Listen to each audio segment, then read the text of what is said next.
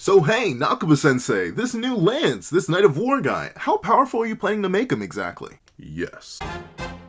What's up guys, I'll go the pencil here, and here we are to do a nice little breakdown and discussion on the Lancelot, the Knight of War, of the Four Knights of the Ababalaba. Has power crept the original series. Power clipped it.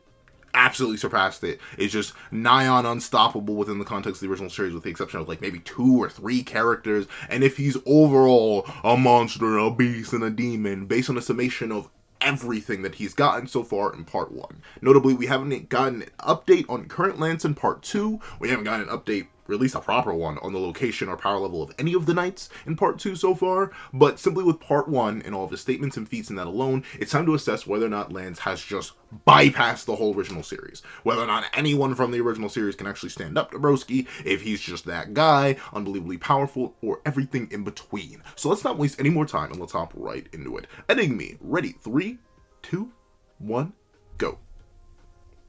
What's up guys, that guy with a pencil here. Fun fact, I do happen to have it on me and keep it on me at all times. And another fun fact, Lancelot tends to have it on him and keep it on him at all times. And that accidentally resulted in this man maybe clipping the entire previous series and a majority of 4 Knights and just like literally just shattering, like taking the power scaling of the series and breaking it over his knee.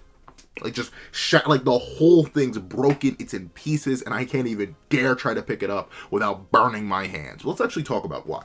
So, the Seven Deadly Sins duology, especially at the end of Seven Deadly Sins in particular, undergoes something that I like to call the GFPC, also known as the Great Final Power Creep. This is a phenomena in anime or manga. Well, I guess it's not just anime or manga, but like, I don't know, I typically notice it a lot in anime and manga, but that's one of the main mediums I consume, so maybe I am just biased. But it's essentially when a verse, in one way or another, takes a whole bunch of characters, typically a specific group of them, not all of them, but a specific group of them, and leaps them up to insane levels.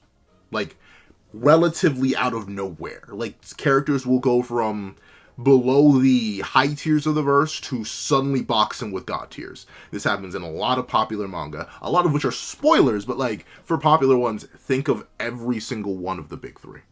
Except for like One Piece, because I still haven't read One Piece. And I don't even, once again, I know he said we're in the final saga, but like, I don't know. I'm not sure if we're in the final saga for that. But Naruto has this issue. Well, I mean, it's not necessarily an issue, it's just a feature, for the most part. Like, you get some good things out of the Great Final Power Creep. But Naruto has it, Bleach has it, Dragon Ball has it. I know it's not part of the big 3, but like still, it's a very consistent thing where characters will just cliff. They will just leap up drastically in power. And Seven Deadly Sins is no different. I want to remind you that our top tiers, our monsters, our beasts, Prime Meliodas, and the Goddess Elizabeth, they are monsters, beasts, demons. For a majority of the series, it's pretty cleanly established that no one can step to them. No one. Not the Archangels, not the Commandments, not, and like Meliodas especially. Elizabeth gets similar hype as a byproduct of Meliodas and by being stated his equal, but like, legitimately, the Archangels feared him. Bro made the strongest of the Archangels retreat in his own realm. Bro was so monstrous and devious that he was the most wicked and all-powerful demon. Like, bro was a beast of beasts around beasts for beasts.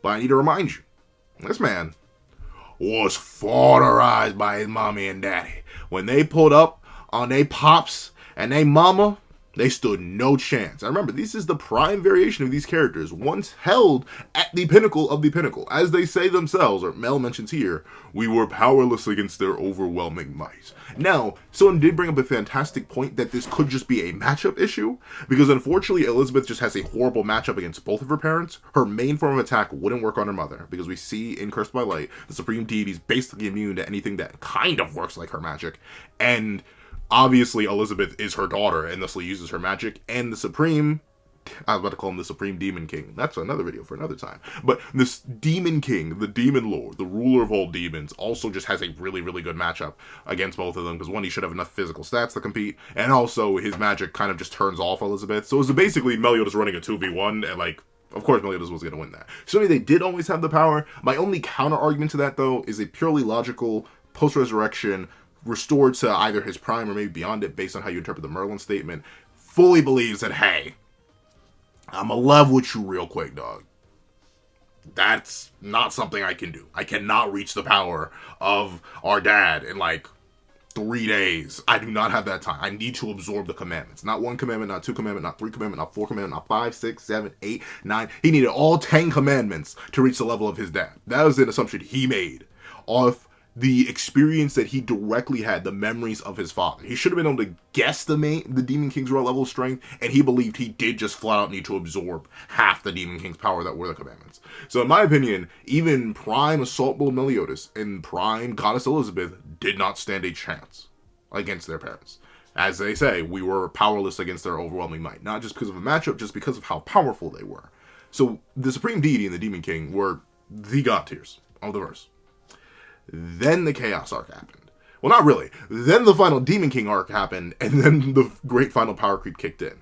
You have characters like True Magic Mel, you have characters like Post-Purgatory Bond being able to box directly with the Demon King, then he gets Kurchus, a Sacred Treasure amp on top of that, Full Wings King gets to leap up and take hits and do damage to the Demon King, you get characters like Final Shine Escanor, who without the one are able to mink, mink, mink, mink, and eat hits from the Prime Demon King, which would be even stronger than this Demon King who's only at 50% power, who was out here mollywopping what were previously the highest tiers of the verse. Like, clearly, the great final power creep occurs.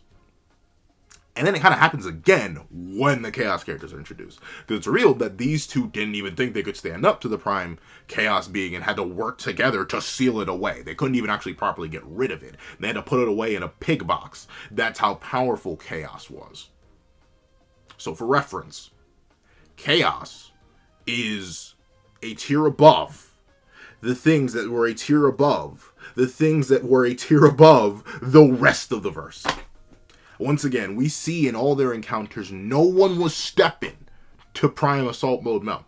No one was stepping to full power Prime Goddess Elizabeth except for Assault Mode Mel. No one was touching them. They were simply in a different tier from everybody else. Zeldris affirms this, Mael affirms this, the Archangels affirm it, the Commandments affirm it. They were all, the Demon King himself is like, dude, you were the most wicked and all-powerful demon. And bro, caused fear everywhere. Now you may be wondering, Pencil, isn't this a Lance video? Why are you bringing all this up? Yeah, so remember Chaos?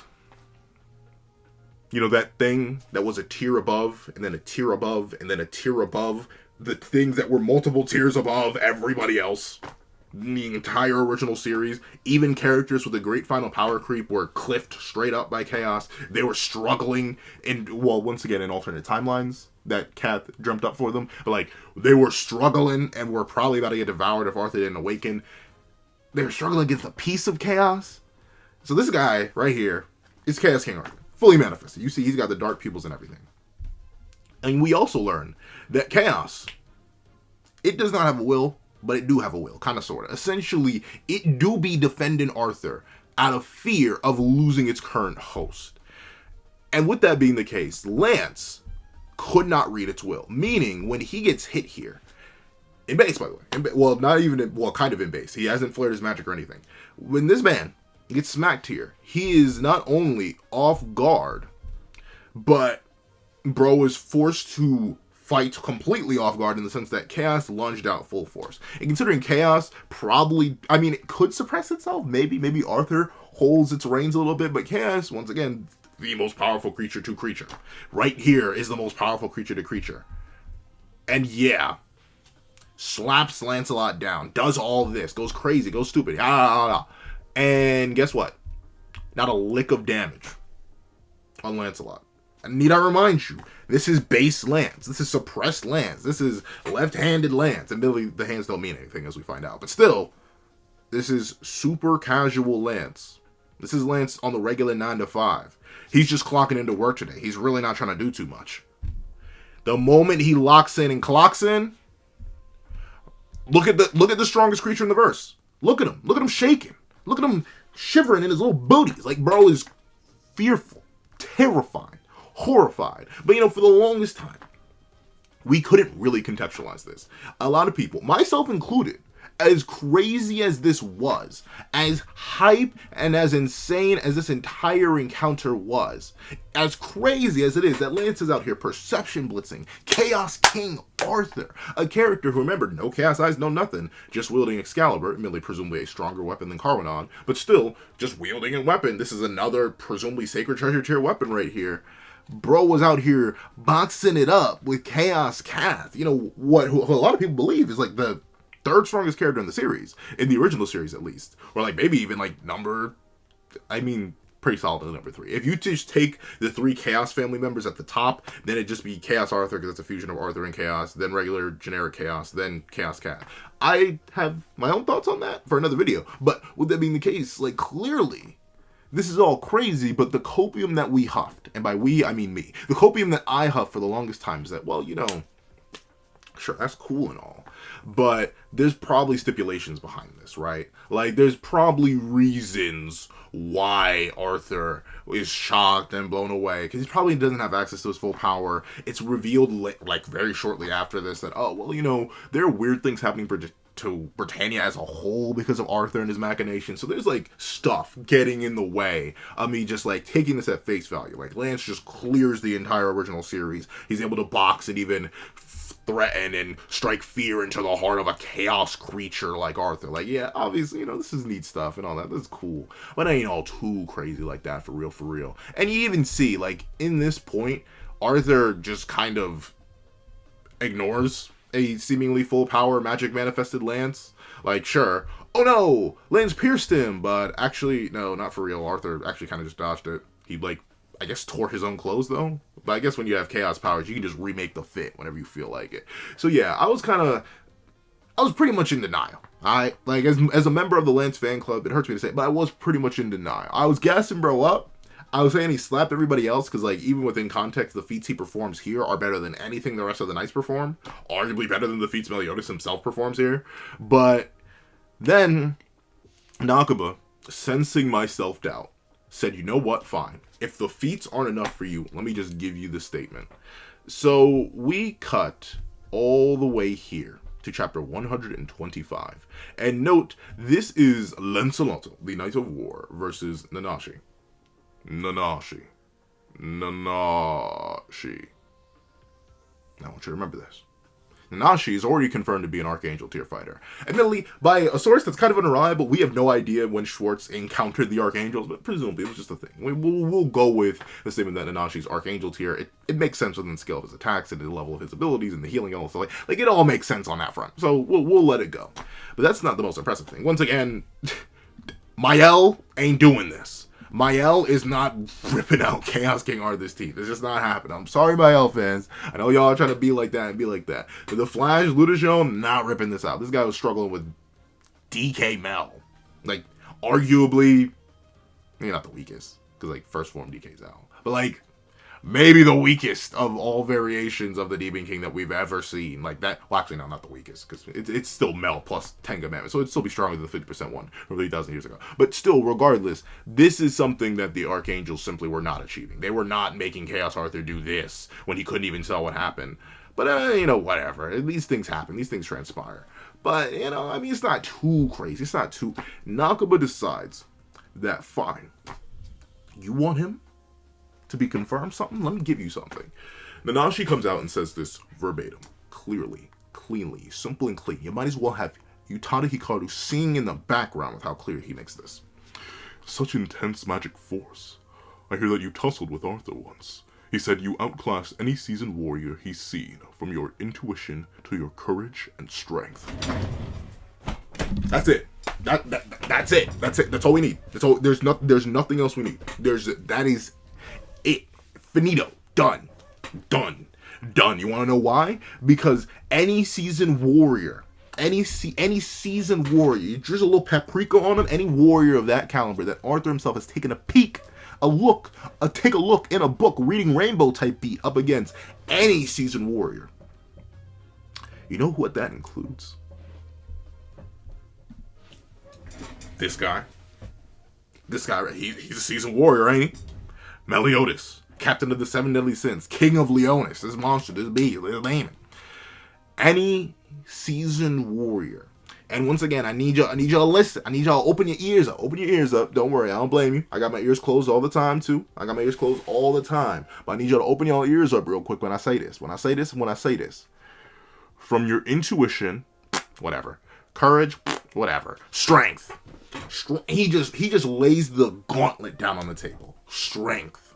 We can't deny that. Because here's the thing, right?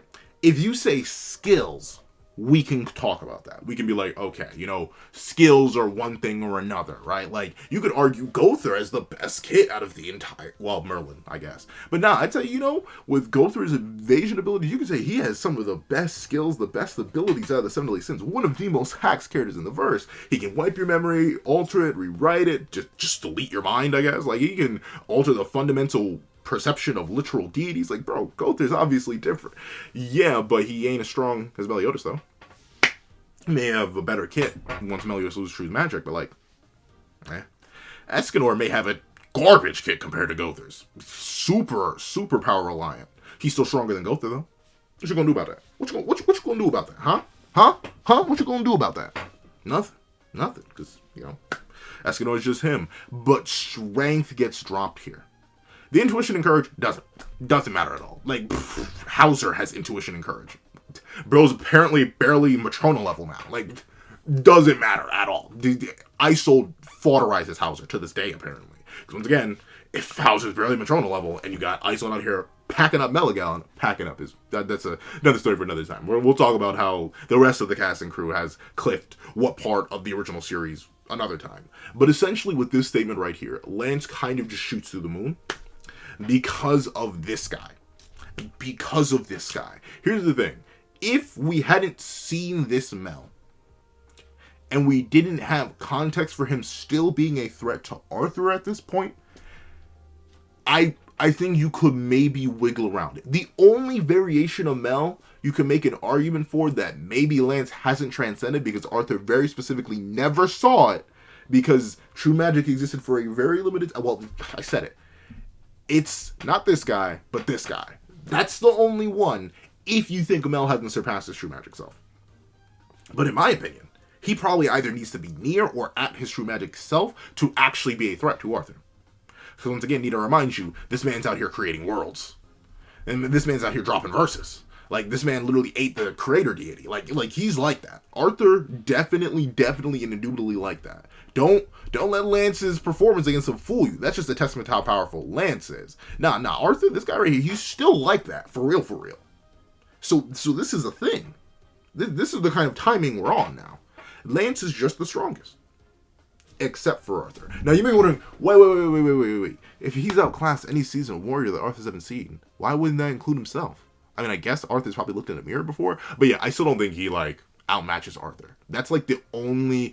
I mean, it's Arthur and maybe True Magic Mel, but I think he clears everybody else because of other people scaling to respective deities. Once again, this Demon Mark Mel that we see here, with Trillion Dark would mollywop his mom. We never met his mom. His dad, Elizabeth's mom, the deities wiped. The commandments wiped. The archangels wiped. All of them. Remember, pre-16 years of who knows what Mel's been cooking. Pre-16 years in base, Mel could already solo the archangels and the commandments at the same time. In base, he was packing up Zeldris plus 50% of the Demon King's power, which would be stronger than the unimaginable power, their overwhelming might, that the two deities had when he fought them in his prime. It would be Zeldris plus that strength. And he was mollywopping that in base, while holding back and mentally nerfed, barely using Lost Fame. Which is a massive multiplier on top of his already insane base stats. So he already clears all that. Just base. Post-Purg Mel. Not to talk of 16 years of hypothetical training plus Demon Mark Mel. And this is a quite large manifested Demon Mark here. This ain't that little thing that he pops right above his eyeball. No, this is a pretty beefy thing that he puts on his forehead. The only thing you could hypothetically argue that Arthur may not know of, because Arthur runs into a bunch of characters, you could argue maybe he doesn't know true magic, if you don't think Mel surpassed or met true magic standards, and he doesn't know assault mode's upper limits. Because admittedly, we never see that. We as readers never actually see post-purg assault mode Mel's upper limits. We just don't. We don't. A lot of people think he's still weaker than the Prime Demon King. I don't know how. That man literally he was going bar for bar in Demon Mark, not to talk of assault mode. That man was whipping out crazy numbers on the Prime Demon King. Bro's out here in base, perception blitzing Escador's attacks and, well, no, the Prime Demon King's attacks and counter vanishing them. So, like, Mel is a monster. And for Lancelot to, just verbatim, once again, straight from the horse's mouth, to verbatim outclass any seasoned warrior, he outclasses Mel in strength. And Mel is quite clearly the strongest sin by the original series. By the end of it, at least. Maybe Bond's gotten crazy amps that put him above Mel. Maybe Diane's gotten crazy amps. Maybe King's got crazy amps. Maybe that's it. Like Merlin, I guess. But, like, he's clearly the strongest character outside of the Chaos family by the end of original Seven Deadly Sins. Even after sacking True Magic, he's still most likely the strongest character. So Lance being stated above him. Simple as that. It's simple. It is simple. That's the thing. It's not even too complicated. It is as simple as that. The whole original series is kind of cliffed. The only character you can argue Lance has not explicitly surpassed in terms of raw strength is Chaos King Arthur himself. Because presumably, just based on this interaction alone, not this one, but this one, the fact that Arthur is able to react to seemingly a full power Lance and, you know, kind of just no-sell his attack, that's the only thing we can give.